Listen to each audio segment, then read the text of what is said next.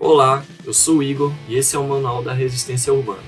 Hoje, para afindar a nossa temática mensal Gestão e Planejamento Urbanos, estaremos entrevistando o professor João Whittaker. Professor João Whittaker é doutor em Arquitetura e Urbanismo e professor da USP, a Universidade de São Paulo. Desenvolve e desenvolveu pesquisas nas áreas de reabilitação urbana, habitação em áreas centrais, moradia social e meio ambiente, economia, políticas públicas urbanas, entre outras áreas correlatas às questões da cidade e do urbano. Fica com a gente até o final, não esquece de curtir, comentar e compartilhar com a galera.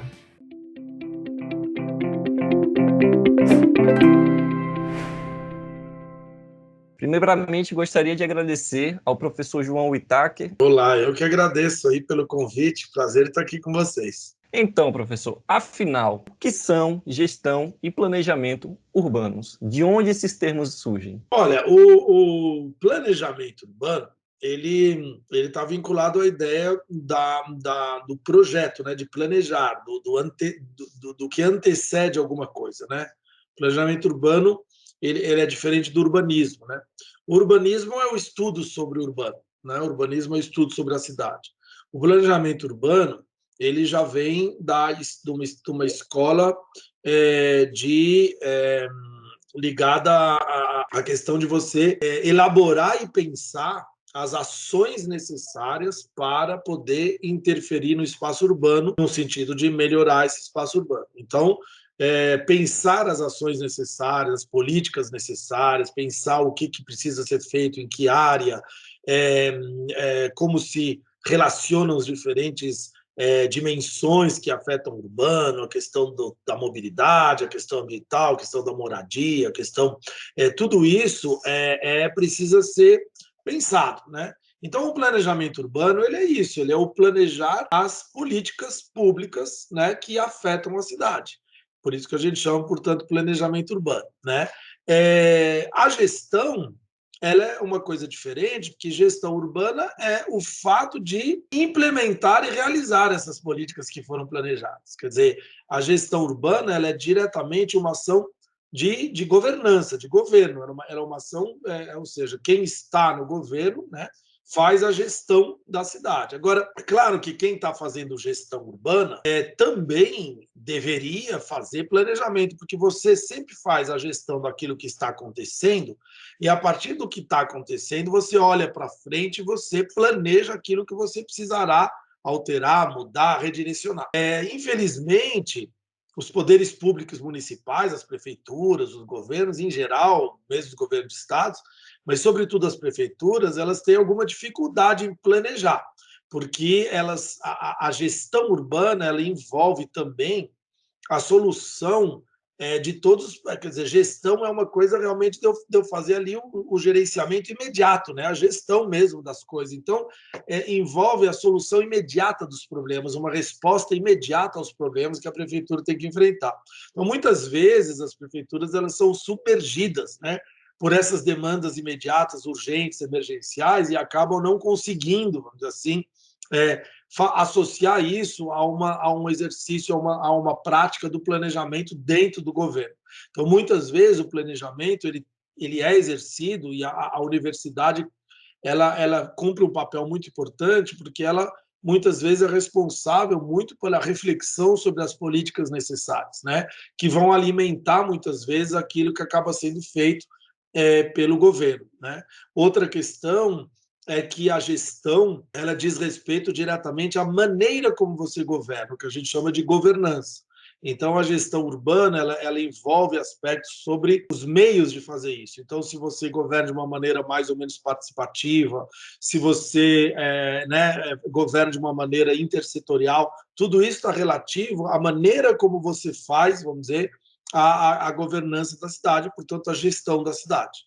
Professor, então, isso quer dizer, então, que podemos falar que não existe planejamento sem gestão e a gestão sem um planejamento. Essas coisas, elas são intrínsecas, é isso? Deveriam ser, né? Na verdade, o planejamento, ele pressupõe, se você faz um planejamento urbano, pressupõe que aquilo que você planeja para a cidade seja efetivado, né? No âmbito de uma política de governo.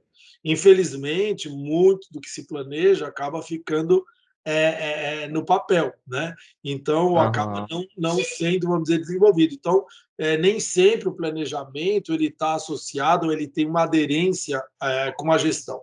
E que nem eu falei, a gestão deveria se apoiar no planejamento. Mas, Uhum. infelizmente, a maioria, talvez das vezes, as pessoas fazem a gestão a partir de um imediatismo das demandas que chegam toda hora e acabam, às vezes, muitas vezes, esquecendo de se alinhar a uma coisa pensada de antemão, portanto, a um planejamento. Mas se você for pensar que as cidades, por exemplo, elas têm um plano diretor, né? O plano diretor da cidade é um resultado de um planejamento, é uma peça de planejamento urbano. E esse plano diretor ele vai nortear a maneira como os governantes vão fazer a gestão da cidade. Então, na teoria, sim, você tem que ter essas duas coisas andando junto. Entendi, professor. Então, o plano diretor, na verdade, né? Então, ele seria o maior instrumento, né? Que a gente tem um exemplo, não é? O melhor exemplo que a gente poderia comentar sobre essa questão de gestão e de planejamento, né? Sim, não sei se é o único e nem se é o Sim. melhor, né? Mas, Uhum. mas ele é um exemplo muito bom, porque, na verdade, assim, o que, que ele significa? As cidades, elas são o espaço do conflito, né? Porque, na verdade, elas reproduzem, vamos dizer assim, espacialmente e no território os conflitos da sociedade. Né? Toda sociedade é um espaço de conflitos, né? Que são conflitos, do meu ponto de vista, é claro, decorrentes da lógica da sociedade, da sociabilidade capitalista e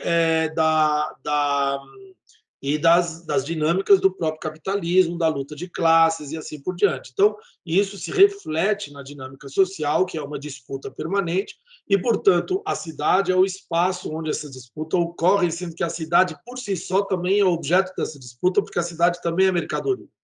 Então, você tem uma situação em que, para você estabelecer o que você quer para essa cidade, o que você vai querer planejar para essa cidade, né, para depois poder fazer a gestão dessa cidade de maneira aceitável, você precisa chegar a algum acordo entre todas as partes e todos os interesses em disputa. Né? Além do mais, porque no capitalismo você tem uma desigualdade muito grande na possibilidade da população, né, em, vamos dizer, ter voz para poder contribuir com esse acordo. Então, cabe ao Estado, vamos dizer assim, equilibrar, né, as vozes dos diferentes setores da sociedade nessa disputa. Então, o plano diretor ele é um pacto, ele é um acordo da sociedade a respeito de como que aquela sociedade quer que a sua cidade, vamos dizer, evolua e onde ele quer que ela seja investido dinheiro, sejam feitas políticas públicas, no prazo dos próximos 5, 10, 15 anos. Né? Então, essa é a lógica do plano diretor. Então, ele é um instrumento de planejamento, porque o plano diretor, ele justamente ele vai orientar e prever, vamos dizer, as possíveis mudanças ou as possíveis políticas que vão ser aplicadas na cidade num prazo longo para frente, né? Que deve, supostamente, servir para nortear a gestão das cidades por parte dos diferentes governos que vão assumir essa função de fazer a gestão da cidade. Compreendo, professor. A gente comenta um pouco, né? Você fala assim, a questão da cidade, né? Como também uma mercadoria, né? A gente tem ali diversos agentes disputando o espaço, a gente tem o papel do Estado, né? A gente tem o papel dos proprietários, né, de terra, a gente tem ali as camadas da sociedade que muitas vezes são excluídas, né? E isso é interessante porque quando se vive na cidade, né? Por exemplo, diversas necessidades surgem, não é? Talvez a mais básica de todas é a de morar, né? E a lógica da necessidade faz com que aconteçam ocupações irregulares, né? Por exemplo, de terrenos de propriedade alheia, sendo eles públicos ou privados, não é mesmo? E chamam de favelas, invasões, comunidades, né? Essas áreas elas são precárias, né, no sentido de acesso a serviços públicos, né? São áreas distantes dos grandes centros comerciais, né, das áreas de emprego, O IBGE, né, o Instituto Brasileiro de Geografia e Estatística, né, uma instituição que produz dados sobre o nosso país, ele chama essas áreas de aglomerações subnormais, correto? Em São Paulo, por exemplo, de acordo com a estimativa aí do ano de 2019, tem cerca de 1.066.813, né, aglomerações subnormais, ou seja, domicílios, né, 1.066.813 domicílios, né, então pensando em domicílios podemos pensar famílias, né, em áreas que são consideradas essas áreas precárias, né. E aí eu pergunto ao senhor, professor, poderíamos considerar que esses domicílios, essas famílias que estão vivendo nessas áreas precárias da cidade, né, elas estão nessa situação por falta de planejamento? Poderíamos dizer isso? Poderíamos dizer que essas pessoas não têm acesso aos direitos sociais, né? Saúde, lazer, educação, né? Por falta de planejamento? Vamos por partes. Para uma resposta direta, eu vou responder já de cara que não é por falta de planejamento. No meu entender, é até por excesso de um planejamento por uma lógica invertida, né? Então, o problema no Brasil é que as cidades elas são como elas são, com todos esses fatores que você mostrou aí de desigualdade, de pobreza, não por um acaso, nem por um processo natural ou nem por uma dificuldade do governo em tentar responder isso. Elas são assim porque elas são resultado de uma lógica de urbanização, de formação urbana, que propositalmente criou isso.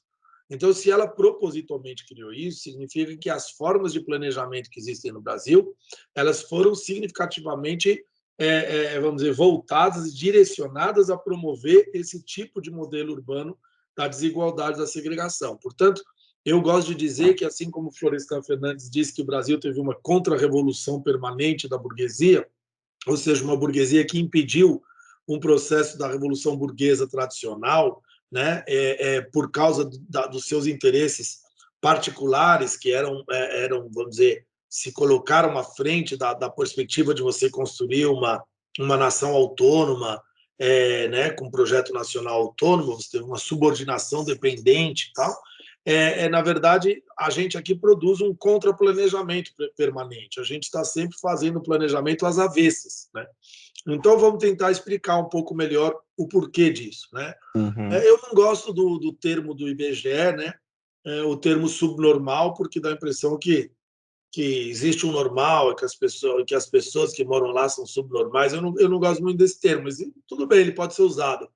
A gente pode Uhum. usar em condições de urbanização precária, né? Mas o fato, o que é? É que o que é a cidade, né? A cidade nada mais é do que uma rede sistêmica de infraestruturas, né? É uma rede de infraestruturas de saneamento, de transporte, de pavimentação, de eletricidade, de água, de coleta de lixo, de equipamentos, de parques, equipamentos escolares, de educação, de saúde. Então, a cidade, o que a gente chama de cidade, ele é um espaço socialmente produzido, né? Por que ele é socialmente produzido? Porque ele não é produzido individualmente, né? Por mais que a pessoa consiga produzir individualmente a sua casa, ela não tem condição de produzir essa rede sistêmica de infraestrutura. Mesmo que ela tivesse muito dinheiro, ela não consegue construir um ramal do metrô. Ou mais ainda, o ramal do metrô, mesmo que ela conseguisse construir uma estação do metrô e um trechinho de 100 metros de metrô, esse metrô não levaria a nada, assim como a rede coletora de esgoto, assim como a pavimentação, se eu não conectar ela com todo o sistema. Então, essa é uma empreitada que é a da produção do espaço, que, na verdade, porque ela não pode ser individualizada e é difícil que um capitalista sozinho pegue e faça, porque, na verdade, ela precisa atender toda a cidade, independentemente de você ter lucro ou não, quer dizer, você não pode transformar de cara o esgoto como um produto, né, que vise ser vendido pelo lucro, porque senão você só vai fazer esgoto para quem pode pagar, e eu preciso fazer para todo mundo, senão a cidade não funciona. Então, é uma lógica que precisa ser socializada, portanto, ela precisa ser encampada pelo Estado. Então, o que acontece? As cidades nada mais são do que o resultado da produção do Estado dessa infraestrutura.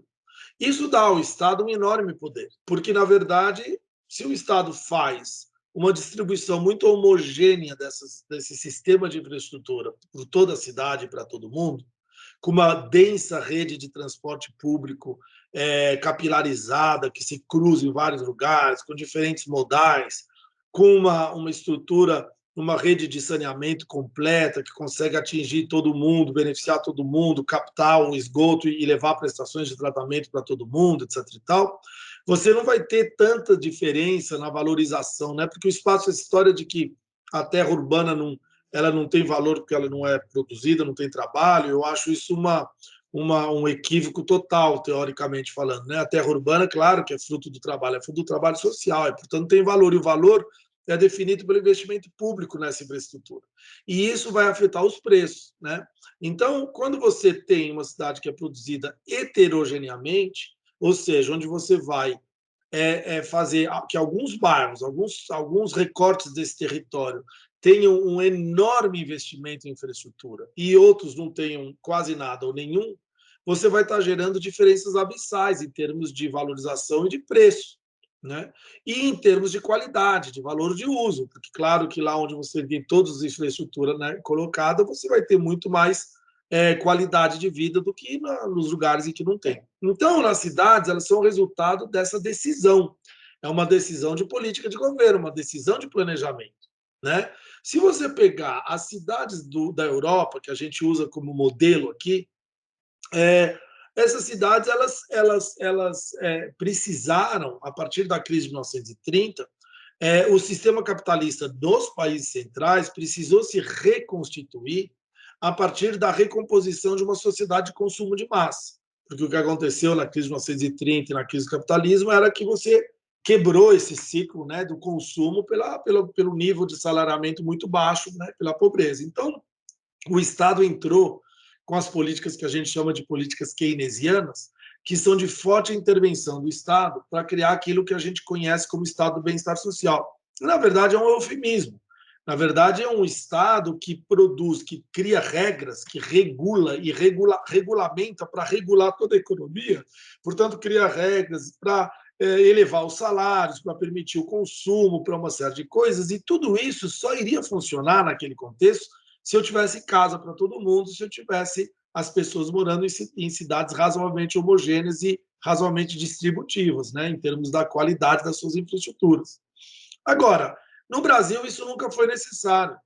O Brasil nunca teve uma economia que funcionasse pela necessidade de uma ampliação da massa de consumidores, de uma sociedade de consumo de massa. A nossa economia foi, durante décadas ou séculos, voltada essencialmente à exportação, seja de produtos da agroexportação, mas também no momento da nossa maior industrialização, no milagre dos anos 70, era uma indústria totalmente voltada à exportação e que fornecia ou que alimentava um pequeno mercado interno, que era o mercado de um grupo de elite, de uma elite da população, que representava 30% da população, e o nosso modelo econômico, por causa disso, era extremamente concentrador da renda, ou seja, essa pequena parcela da população se apropriava de 80% do PIB, né, e sempre assim, até hoje é mais ou menos isso, né, e aí essa parcela da população, na verdade, ela constituía uma pequena sociedade dentro de uma sociedade maior.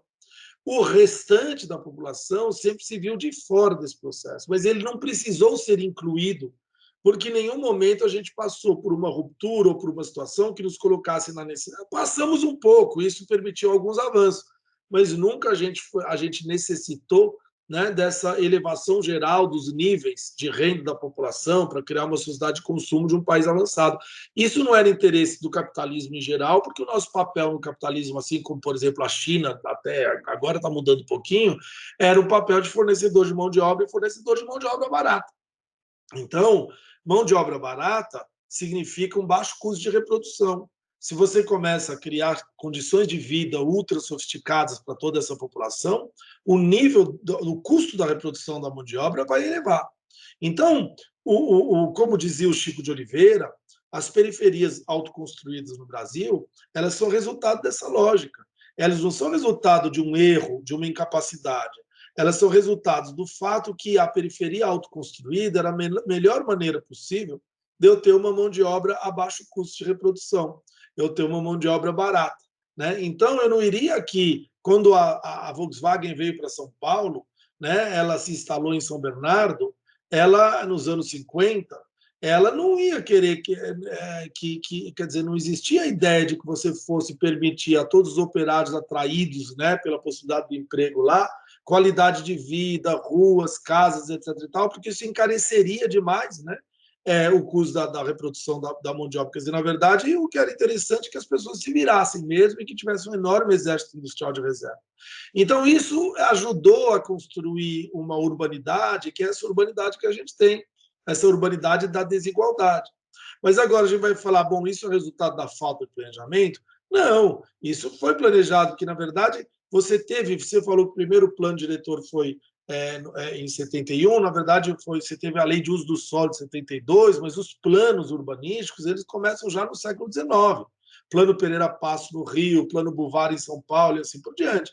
Esses planos, eles eram o quê? Eles faziam exatamente aquilo que eu acabei de explicar. Eles direcionavam os investimentos públicos em apenas alguns quadriláteros privilegiados das cidades.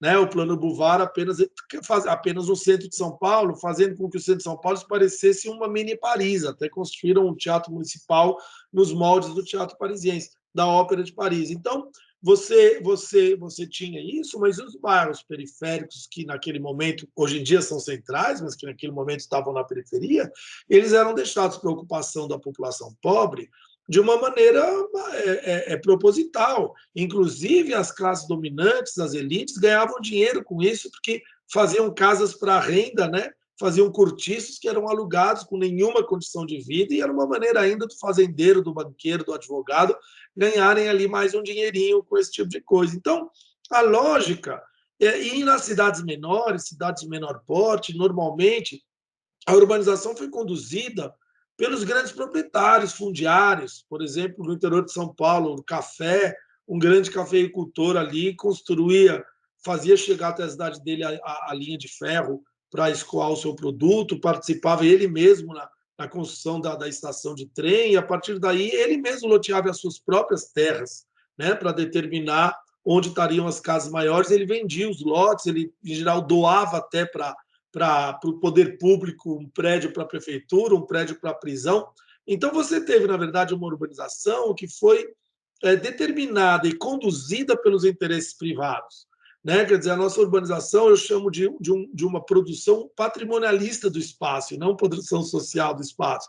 Porque ela foi produzida pelo Estado? Na verdade, não. Aqui no Brasil, foi uma urbanização conduzida pelos interesses do capital, mas, sobretudo, do capital das elites proprietárias fundiárias, dos proprietários industriais, etc.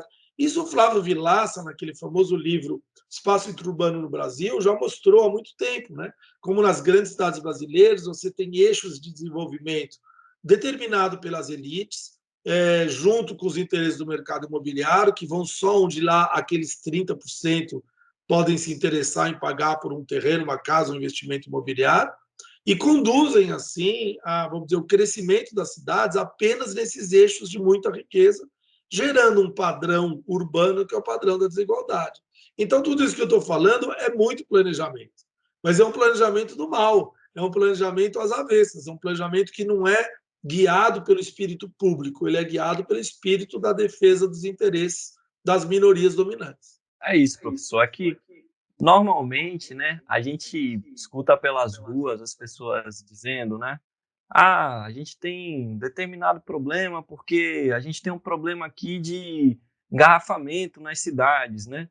Isso é falta de planejamento, né? A gente tem um problema aqui que tem gente morando na rua. Isso é falta de planejamento, né?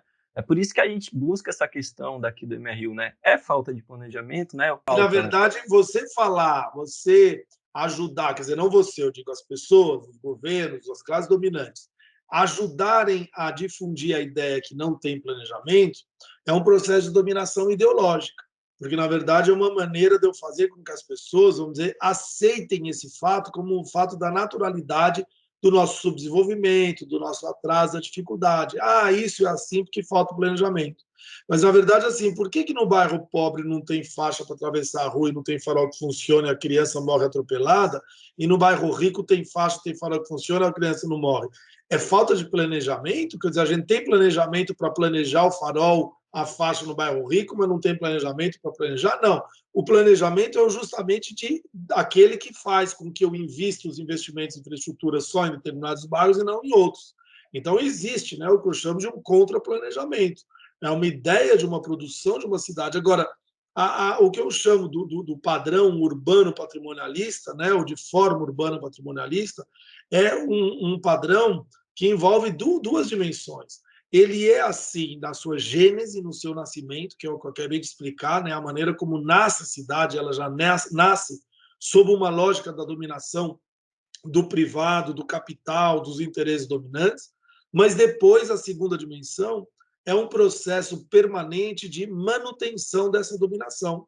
Você se utiliza do planejamento e da gestão, nesse caso, para você perpetuar essa dinâmica, dizendo que não é possível resolver, dizendo que é muito complicado, dizendo que não tem dinheiro. Só que não tem dinheiro, mas aí aparece uma ponte estaiada, aparece um viaduto maravilhoso, aparece uma ponte, sei lá, uma obra, sei lá do quê, enfim, nos bairros ricos. Então, esse não tem mais dinheiro, tudo bem, mas a gente é a décima primeira, 12ª economia do mundo, né? Então, como não tem mais dinheiro, né? Ter dinheiro aí muitas vezes não é o que falta, mas você tem uma construção de uma gramática, né, que vai permanentemente reafirmando no dia a dia esses instrumentos de dominação, que na verdade são instrumentos que permitem que você transforme o planejamento urbano e a gestão das cidades em instrumentos permanentes de dominação e segregação. Né? Vou dar um exemplo para você dessa gramática. Quando as pessoas ouvem falar do Rio de Janeiro, e elas ouvem falar do Complexo do Alemão. Elas vão falar sempre que o Complexo do Alemão é periferia do Rio, né? Favela, comunidade, periferia do Rio. Quando você fala para as pessoas da Barra da Tijuca, elas estão acostumadas a falar que a Barra da Tijuca é uma nova centralidade no Rio, né? Então você pensa, nova centralidade, centro, periferia, periférico. Só que o Complexo do Alemão ele fica a 8 quilômetros do centro do Rio. Enquanto que a Barra da Tijuca fica, sei lá, 25, 30 quilômetros do centro do Rio. Então, na verdade, periferia é a Barra da Tijuca, não é o Complexo do Alemão. Mas a gente constrói uma gramática que mostra, né, a mesma coisa aqui em São Paulo com a freguesia do Ó. A freguesia do Ó é tida como periferia, mas a freguesia do Ó fica a 5 quilômetros do centro da cidade de São Paulo. Né? Agora, quando você vai falar em Alphaville, você fala uma nova centralidade, ela fica a 40 quilômetros do centro de São Paulo. Então, na verdade, é uma maneira de você conduzir, né, a cidade para ela investir naquilo que os ricos determinam como sendo as novas centralidades, como sendo os espaços onde se deve ter investimento urbano. Né? Então, com isso, você tem a construção de um padrão permanente em que se perpetuam formas de planejamento e de gestão que são desvirtuadas. Então, em vez de você fazer com dinheiro público transporte de massa, você vai fazer um anel viário para os carros. Só que os carros eles são usados por 30% da população urbana no Brasil.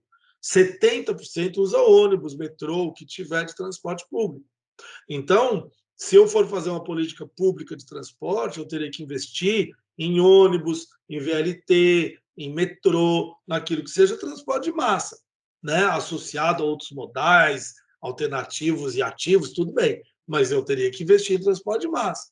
Mas não, no Brasil se investe quase que exclusivamente o quê? No automóvel. Ora, o automóvel ele é, por um lado, o elemento de interesse da indústria automotiva, que tem muita força no Brasil, e, por outro lado, ele é o privilégio de 30% da população urbana, né? Que não precisa ficar presa num ônibus apertado, pode usar um carro com ar-condicionado, ouvindo música muito mais rápido, e assim por diante. Por quê? Porque, inclusive, a malha viária das cidades é feita em função dessa prioridade do carro e não da prioridade do transporte público. Então, essas inversões de prioridade permanentes é que são, na verdade, a prova de que você tem tanto um planejamento quanto uma gestão que são invertidas, elas são feitas às avessas, elas são contraproduzentes. Elas não produzem a democratização da cidade, elas reforçam sempre os elementos de segregação. E entrando assim, né, nós estamos passando agora, né, por um momento pandêmico, né, a Covid-19 aí de proporções gigantescas, né, estudiosos a gente vem falando, né, que teremos e estamos tendo diversas mudanças na nossa sociedade, em nossos comportamentos, né, e aí eu pergunto para você, professor, o que você pensa, né, sobre a gestão e o planejamento urbanos, né, das nossas cidades, né, a partir desse fator, dessa nova era, digamos assim, né? O que tem mudado, né? O que o senhor tem visto que tem mudado, o que o senhor acha que vai mudar, o que o senhor pensa que vai mudar? Olha, na verdade é mais do mesmo. O que aconteceu com o Covid, de novo, foi uma situação que você percebe que ela pode eventualmente gerar uma mudança nos padrões, alguma mudança nos padrões de vida, porque eu acho que já já vai estar tudo normalizado, para as classes mais ricas. Ela vai fazer com que as pessoas agora trabalhem em casa, façam home office. Você só faz home office primeiro se você tiver home. Então, se você não tiver casa, você já não pode fazer home office.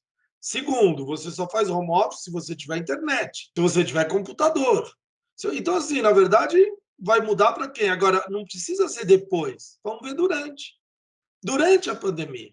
A população mais pobre teve condições de parar, a população mais pobre continuou a trabalhar na construção civil, os patrões empregados, uma enorme parcela continuou a chamar os empregados para virem trabalhar em casa, em serviços domésticos, e não raramente, quando pegaram o Covid, acusaram os seus empregados domésticos, né? Os serviços de grandes empresas rapidamente já criaram protocolos e já chamaram as pessoas a voltar a trabalhar de máscara, o que for. Então, assim, a grande mudança para essas pessoas é que elas têm que usar máscara, sim. Essa é uma grande mudança. Agora, além da máscara, o que mudou durante o Covid? Mudou para as pessoas, para mim. Eu faço parte apesar do meu mísero salário de professor universitário da rede pública, eu ainda assim sou privilegiado. Então, eu posso trabalhar da minha casa, eu tenho computador, tenho internet e tal. E, bom, para cima de mim, a população mais rica, que é uma pequena parcela da população. Mas a população mais pobre continuou. E aí você vai ver aonde estão os efeitos, os impactos mais graves da pandemia. Onde estão os maiores números de falecimentos, né? Estão nas periferias, nos lugares mais pobres. Por quê? Aí a gente fala, mas isso é uma coisa que a gente vai mudar. Será que vai mudar? Quais são os fatores mais graves para a pandemia do ponto de vista da conformação espacial e de habitação? Vamos ver. A Fundação João Pinheiro, então, são assim, muita gente morando no mesmo lugar é péssimo, jovens morando com pessoas idosas sem conseguir se isolar é péssimo, né? E não ter possibilidade de lavar as mãos, de fazer a higiene que o protocolo recomenda, também é péssimo. Tá. Vamos ver quais são alguns dos elementos que caracterizam o déficit habitacional, mostrado pela Fundação João Pinheiro, há décadas. Há décadas. Um deles é adensamento populacional exagerado. Então, bom, o que é isso? Adensamento populacional. Muita gente morando na mesma casa. Outra coisa está lá o termo, muito antes do Covid chegar, coabitação familiar, é um outro elemento do déficit. Que é o quê? São netos morando com os avós. Péssimo para o Covid. Outro elemento, precariedade da construção, ou seja, falta de saneamento. O que é falta de saneamento? É falta de água. Falta de água é não ter condição de higiene, para você lavar a mão a cada meia hora, que nem os protocolos solicitam. Então, não tem dúvida. Quando você tem a chegada do Covid, ele vai afetar os bairros mais pobres, as pessoas que estão dentro dessas definições do déficit, né? Então, eu tenho a impressão que a Covid-19 ela só vai exacerbar o drama urbano brasileiro. Aliás, ela só vai, não, ela já exacerbou o drama urbano brasileiro e ela já exacerbou ou tornou ainda mais visível o fato de que uma parcela só da população tem privilégios, inclusive o privilégio de conseguir se manter vivo, o privilégio de conseguir se proteger, né?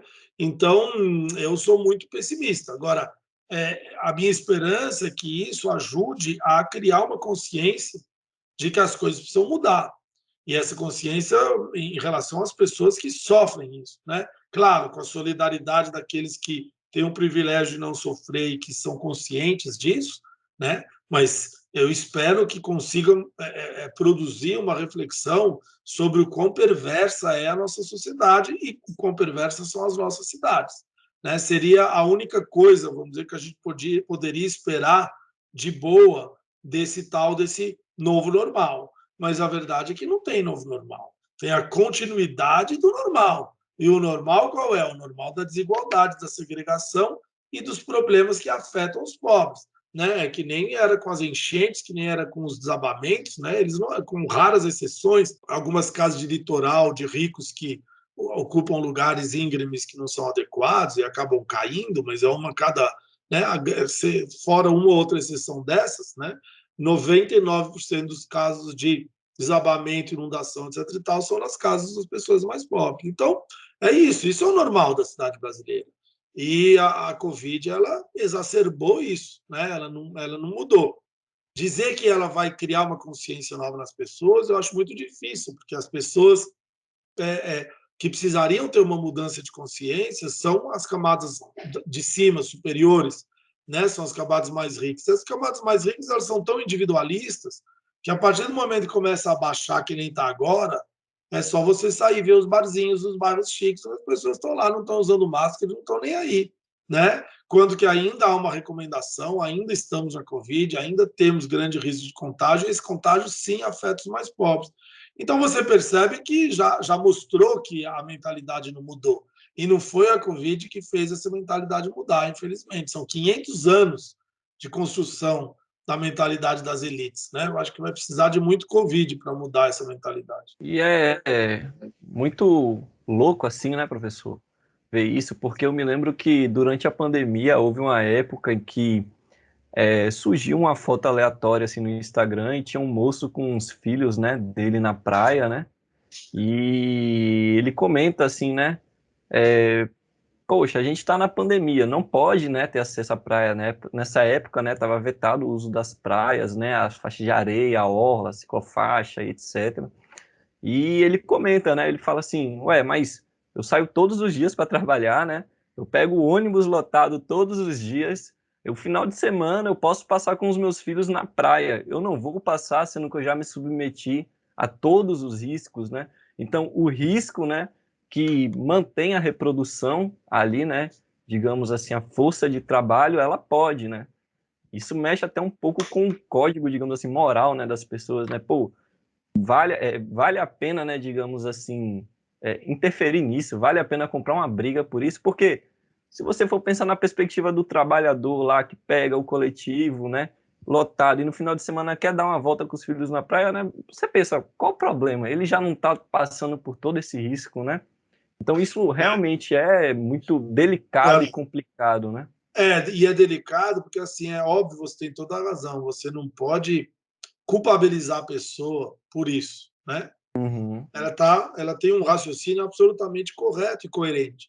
Agora, o problema é que a lógica da saúde pública, ela diz o contrário. Então, é um pouco como você dissesse assim, é, eu vou liberar, vai virar um faroeste aqui, que nem o Bolsonaro quer fazer, e as pessoas podem andar armada e sair atirando uma nas outras, né?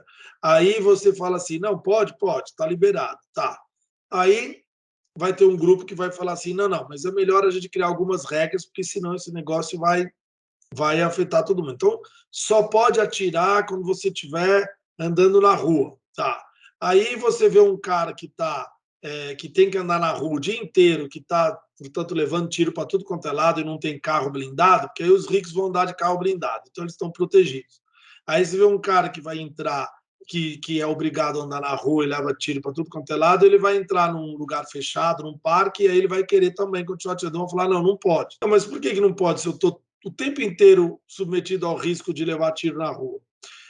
Mas mesmo assim, a gente vai evitar talvez uma morte a mais se você não. Então, é muito complicado, porque é isso, né? Quer dizer, você vai exigir de uma pessoa, mas do ponto de vista da política pública, eu não posso fazer a régua ir por baixo. Eu não posso desistir da política pública porque a sociedade não consegue respeitar aquilo que é o necessário para a saúde pública. Então, eu vou precisar continuar falando, infelizmente, essa sociedade é injusta e não pode ir para a praia mesmo. E só que o que a gente deveria mudar não é não poder ir para a praia. O que a gente deveria mudar é, é o fato de você ter milhões de pessoas que continuaram a ir trabalhar sem que fizesse nada por elas. Né? Todas as pessoas que não têm emprego, que dependem de vender coisa, de emprego informal autônomo, todas as pessoas que os empregadores não quiseram nem saber, todos os operários da construção civil, né? Então, assim, a gente acaba falando assim, essa lógica é uma lógica, essa que você falou, exatamente isso. Ela afeta uma questão ética, né? Porque, na verdade, sim, bom, se o cara faz isso, por que não vai? Eu, por exemplo, tive um embate muito forte no momento das primeiras manifestações contra o Bolsonaro. Né? Sim, Eu sim. sou completamente contra o Bolsonaro, mas eu era contra as primeiras manifestações. Eu falava assim, bom, mas se morrer uma pessoa porque foi na manifestação, uma só que seja, que foi na manifestação, eu já preferia que não tivesse manifestação, porque eu sou a favor da vida, eu não quero que morra uma pessoa, não 10 ou 20. Ah, mas é porque estão morrendo mesmo 100 mil, então vai morre na manifestação. É um raciocínio muito perverso. Mas ele é um raciocínio que, por outro lado, ele estabelece uma discussão profunda sobre o que é justiça social, o que é coerência, né? Porque, de fato, ele é muito incoerente. Né? Então, é muito complicado, muito difícil, você tem toda a razão. A gente queria saber, né? Eu digo a gente, o MRU, né? Você trabalha como professor, correto? Você trabalha como consultor, né, com políticas habitacionais, né, habitação, desenvolvimento ambiental urbano, estatuto da cidade, né, enfim. Ter essa relação, digamos assim, da academia, né, com a consultoria, né, é como se houvesse aquela segregação, teoria prática, não é? Diversas vezes aí na sua fala a gente percebe, né, deveríamos ter, né, poderia ser, né, e aí eu gostaria de saber, assim, até com a questão pessoal do senhor, né, você, assim, com esse vasto conhecimento, com essas vastas experiências aí que o senhor teve, né, você aprendeu na sua atuação na academia que reflete, digamos assim, as consultorias, né, na ala prática, né, da coisa, e vice-versa, né, como é que essas coisas se conversam, assim, na sua vida, como é que o senhor lida com isso, né, sobre algum trabalho que o senhor elaborou que poderia ser implementado, alguma coisa relacionada a uma produção, né, digamos, da conversa da academia, né, e do que a academia representa, né, uma instituição de conhecimento, né, o campo ideal da coisa, né, instituição de conhecimento que possa fazer com que a nossa sociedade avance, né, enfim, deixa aí a palavra com o senhor agora. Bom, tem várias questões aí. A primeira do currículo, isso não é para dar muita importância, isso só mostra que eu sou velho. Na verdade, você tem no Brasil também uma espécie de uma péssima interpretação da questão acadêmica que é baseada na produtividade. Então, nós acadêmicos somos obrigados a responder a uma lógica estabelecida pelo currículo Lattes, né, que a gente chama que a gente vira lateiros, então tudo que a gente respira e espirra tem que aparecer no currículo, tem que falar.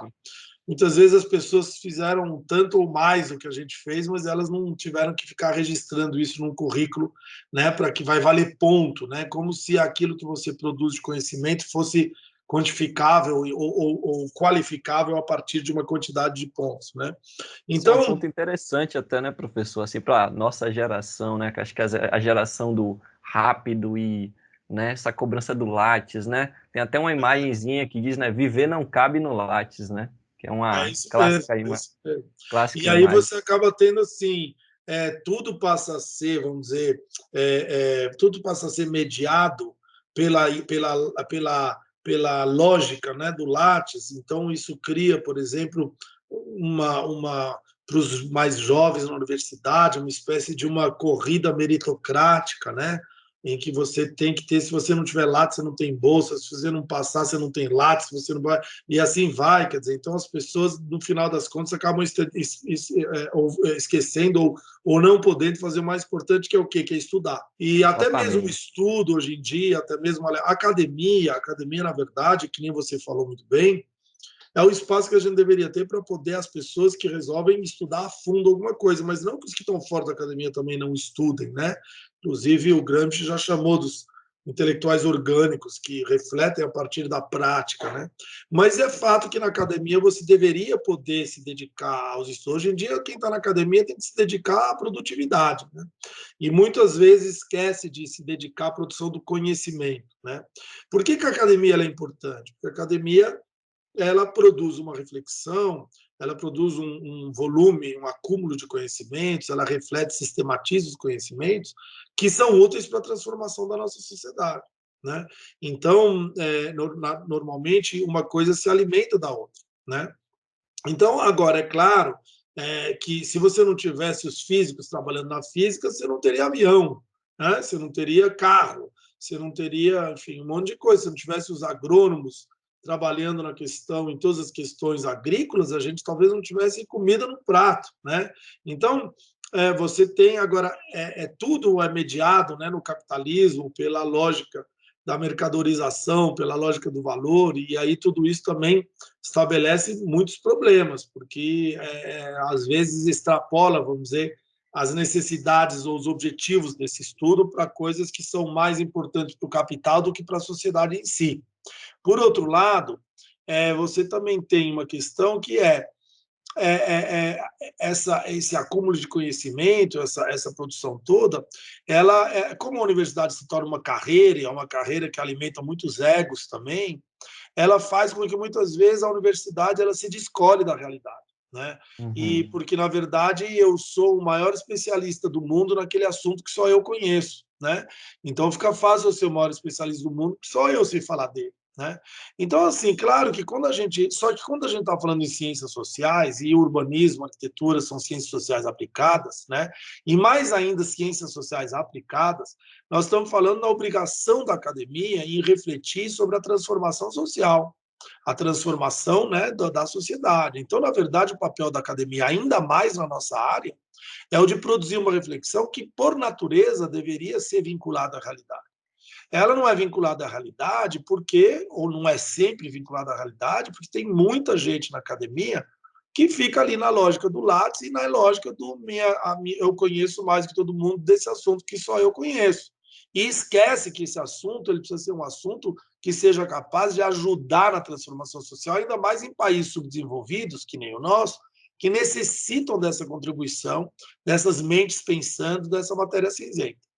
Então, isso faz com que também, muitas vezes, a academia se distancie da realidade e acabe refletindo e pensando coisas, às vezes até bem intencionada. Muitas vezes a academia, com a intenção de mudar a sociedade, ainda não percebe que está muito na teoria e que não conhece a realidade concreta de como as coisas acontecem, né? Então, nesse sentido, a academia ela contribui, ela deveria contribuir, né? E por isso que as atividades de extensão são tão importantes, e eu até discordo do termo da extensão, porque eu acho que a universidade deveria ser extensionista pela sua própria natureza.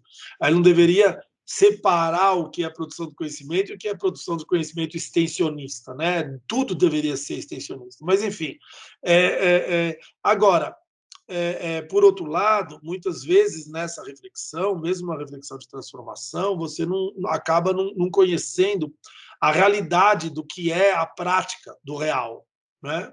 Então, eu acho muito importante que quem trabalha com a área de urbanismo, etc., possa fazer esse salto e possa, em algum momento, ter essa experiência com a realidade, né?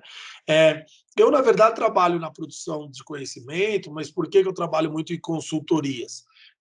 Na verdade, eu não trabalho tanto assim em consultorias, pelo menos não ganho nada com consultoria, mas eu dou consultoria para governos que eu acho que merecem, governos que são engajados socialmente, então eu dei consultoria para a Secretaria de Habitação no governo da Marta Suplicy aqui em São Paulo, do PT na época, eu dou consultorias ali onde eu acho que o meu conhecimento técnico-teórico ele pode ajudar na resolução dos problemas, na elaboração das políticas, né?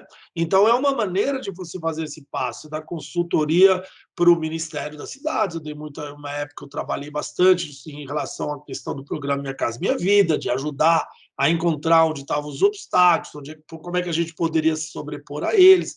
Então, essa atividade de você levar o conhecimento de dentro da academia para a prática, ela é muito importante. Por outro lado, você participar de governos, né, também é muito importante. Eu fui secretário de habitação em São Paulo, né, que talvez seja o cargo de secretaria de habitação mais difícil, ou talvez não digo no mundo, porque deve ter umas outras tantas cidades difíceis como São Paulo, mas é um dos mais difíceis do mundo, porque, né, são 12 milhões de habitantes, é um terço a mais que Portugal inteiro numa cidade, né, para você resolver uma questão que é o déficit habitacional de quase 1 milhão de pessoas, né? Então, esse mergulho na realidade ele é muito importante também, porque ele traz para quem está na academia trabalhando com as ciências aplicadas, traz a dimensão do real, faz a gente entender que, às vezes, na academia a gente tem algumas ideias geniais que são completamente descoladas daquilo que é factível, né?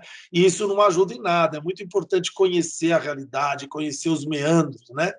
Para poder se fazer essa divisão. Existe uma separação que não é impossível de não existir entre o conhecimento teórico e o conhecimento prático. Na política também é isso. Eu posso, teoricamente, querer muitas coisas, mas na prática eu não consigo fazer essas coisas. Eu, por exemplo, quero o fim do capitalismo. Agora, não é porque eu quero o fim do capitalismo na teoria que eu consigo, na prática, fazer o fim do capitalismo. E talvez, na prática, eu acabe fazendo coisas que estão envolvidas dentro do capitalismo e fazem parte do capitalismo. Por exemplo, ser secretário de habitação numa cidade hoje no Brasil. Mas não é porque eu tenho aquele engajamento teórico, de conhecimento teórico, que eu preciso, então, renegar a necessidade de eu também transformar na escala do real num ritmo menor, mais imediato, mas que, de repente, está salvando mais vidas do que o meu pensamento teórico de mudar com o capitalismo. Na teoria, eu mudar com o capitalismo, eu vou salvar milhões de vidas. Mas, na prática, se eu fizer uma determinada política, mesmo num governo que não é... No caso, eu estava muito alinhado, mas mesmo que eu tivesse um governo não tão alinhado, se eu conseguisse evitar um desabamento de casa, eu ia salvar vidas reais, né? Então, a gente precisa constantemente na vida trabalhar com essa dialética. A dialética entre o que a gente pensa e a dialética entre o que a gente pensa e aquilo que a gente consegue fazer. E o objetivo é a gente tentar sempre fazer dentro de uma possibilidade de ser o mais próximo, eticamente falando, daquilo que a gente imagina na teoria. Por outro lado, a gente aprender as realidades, os meandros, né, que determinam a gestão, é muito importante para, na hora que a gente vai falar do planejamento, a gente não ficar tendo ideias mirabolantes que parecem maravilhosas, mas são completamente infactíveis, impossíveis de se realizar. Então, esse é um exercício que eu recomendo a todo mundo. Esse exercício não é só você trabalhar na prefeitura, ou onde for, no poder público. É fazer o que vocês estão fazendo. É você ter militância, é você ter engajamento social, é você construir um movimento que nem vocês fizeram, é você propor coisas, é você estar sempre tentando trazer, fazendo isso que nós estamos fazendo agora, né? Vocês estão falando, olha, vocês me falaram, a gente aqui se pauta por tentar levar para o grande público um conhecimento sofisticado, tal, de uma maneira que possa ser facilmente apreendida e compreendida. Esse é um exercício de relação da teoria com a prática. Então, isso se dá o tempo inteiro. A gente tem que conseguir fazer isso o tempo inteiro, porque é isso que permite a mudança social. Hoje, então, né, eu conversei com o professor João Itaque. Mais uma vez, eu fico sem palavras para dizer o prazer que foi, né? Mais uma vez a gente apresenta, né, o nosso lema que a gente tem, né, que adquirir conhecimento é a melhor forma de resistência, né? Pensando que temos aí forças hegemônicas, né, forças que estão oprimindo, né, que a gente quer ganhar espaço, em Estado, a gente quer avanço legal, né? Mas a gente quer também, né, que aconteça uma governança, né, que a gente quer planos e planos que pensem, né, os diversos agentes, né, do nosso espaço, né? Fico muito grato, professor, de verdade. Fico muito emocionado também de tê-lo aqui conosco, né? Acho que tive muita sorte, assim como os meus amigos, estamos tendo aqui pessoas assim que são fantásticas no sentido de conhecimento, né? No sentido de militância, né? No sentido de perspectivas, né? Para a nossa nova geração que está aí em busca, né? Dentro de um período extremamente difícil, né? Um período extremamente opressor, né? Mas isso dá um ar, né, de esperança para a gente, né? Bom, eu só tenho a agradecer e parabenizar vocês, né? Na verdade, o que a gente está fazendo também é uma transmissão de conhecimento, mas uma transmissão de conhecimento geracional, né? Então, Sim, na sim, verdade, sim. a gente pode aí aparecer que tem um currículo, muito conhecimento, mas são os anos de vida aí, de fazer o que vocês estão fazendo. Daqui a 30 anos vão estar vocês aí, ou 40 anos vão estar vocês aí, repassando isso para os mais jovens da mesma forma, com também currículos ótimos, com muito conhecimento. Eu acho que a coisa mais bonita e mais legal é essa certeza de que a gente precisa ter conhecimento, ainda mais na nossa área, porque a nossa área é uma área extremamente complexa. É uma Sim, área sim. que mistura tudo, ela mistura conhecimento de direito urbanístico com engenharia ambiental, é, com questões, todas as dimensões da questão ambiental, com economia urbana. Então, a gente precisa ter com economia, com engenharia de transportes, né? Então, Sim, a gente precisa ter um conhecimento extremamente amplo, e esse conhecimento é muito importante, porque como a gestão, né, o planejamento e a gestão são feitos com instrumentos, né, que vêm muitas vezes muito complexos. Se você não tiver a capacidade de entender esses instrumentos, é muito difícil você se opor a eles, né? Então, quando vocês estão aí em um grupo de jovens tentando acumular e transmitir esses conhecimentos, vocês estão dando a oportunidade para que a população em geral, que é afetada pelas políticas desse contraplanejamento, possam perceber, porque uma das grandes armas ideológicas, uma das grandes armas também práticas dessa produção da cidade desigual é justamente em cima da ignorância, né, das questões técnicas. Então você passa, quando você vê um ministro falar, vamos passar, abrir a porteira e passar uma boiada, é graças ao desconhecimento técnico, né? Os deputados, vereadores, tantas vezes ficam ali inserindo dentro de leis, coisas que a gente nem percebe, porque se você não tiver conhecimento técnico, você não vai saber ler, achar aquilo lá, na hora que você vai ver, o estrago já está feito. Então, é muito importante essa busca de conhecimento, não só para a luta política, para a militância, mas também para o nosso desenvolvimento pessoal e intelectual, né? Então, eu acho muito, muito legal, muito importante essa iniciativa de vocês e fico aqui muito feliz de vocês toparem me ouvir, né? E eu acho que tem também uma outra coisa muito importante nessa reflexão sobre o conhecimento, que hoje em dia, com a internet, está existindo também uma espécie de uma modalidade, que é a modalidade do conhecimento fast food, né? Fast conhecimento, quer dizer, qualquer um, na verdade, monta um canal de YouTube e qualquer um sai falando o que acha. E se esse qualquer um achar que sabe tudo, ele vai falar de tudo. Achei isso também na mídia, alguns jornalistas por aí e tudo mais. Isso é muito complicado, né? Porque existe uma difusão, vamos dizer, muito rápida. E aí, se a pessoa ela conseguir, ela tiver um jeito bom de falar, for charmosa ou qualquer coisa assim, tiver uma certa sedução ao falar, ela vai ter lá 1 milhão de seguidores, mas isso não muda que se ela estiver falando bobagem, ela vai continuar falando bobagem para 1 milhão de pessoas, né? Então, o critério, vamos dizer, da seriedade, ele está dado por número de likes, mais do que pelo conteúdo.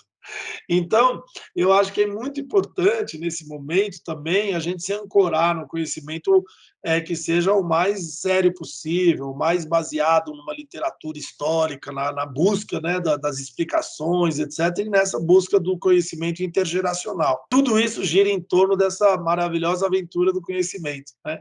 Então, parabéns aí para vocês, é muito legal essa iniciativa, muito legal o site de vocês, eu já outro dia fiquei assistindo aí um pouquinho enquanto vocês me convidaram e achei ótimos os vídeos que eu vi, achei super, super legais, bem feitos, cuidadosos, e eu acho que isso é o mais importante, vocês mostrarem que dá para ter nesse caminho da internet, dá para ter uma ferramenta que seja séria, que traga coisas com cuidado, né, que vá atrás das informações, e isso aparece muito no que vocês fazem, um cuidado de vocês realmente difundir um conhecimento bem ancorado, né?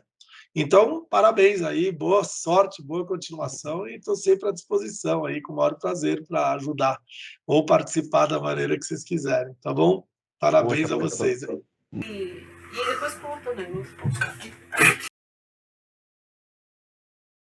Vou ficar aqui, pum. Oi. Dá pra ver ali o... Põe Catinha, deixa eu segurar a Catinha aqui. Igual o giro do mal. Você vira a cadeira, pô, com o gato na mão.